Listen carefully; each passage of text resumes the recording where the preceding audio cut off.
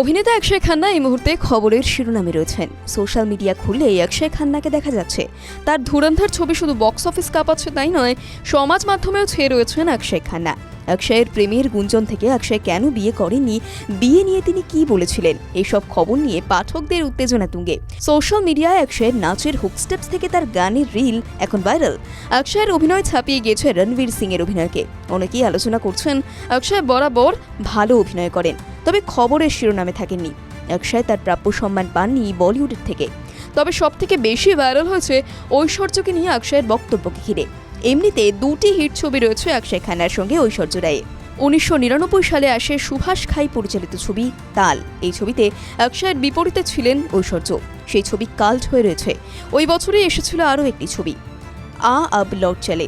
এই ছবি দুটি মুক্তি পেতেই গুঞ্জন শুরু হয় এই জুটি প্রেম করছে। তবে সেই সব গুঞ্জন নস্যাৎ হয়ে যায় যখন সঞ্জয় লীলা বনসালির ছবিতে ঐশ্বর্য রায় অভিনয় করেন সলমান খানের সঙ্গে। এরপরের ঘটনাটা তো বলিউডের ইতিহাস।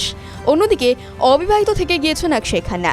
এর কারণ নিয়ে সাংবাদিকরা বারংবার প্রশ্ন করলেও অক্ষয় জানান তিনি অবিবাহিত, সুখী রয়েছেন, দায়িত্ব নেই, ভালো আছেন, বিয়ে করার কোনো ইচ্ছেই তার নেই।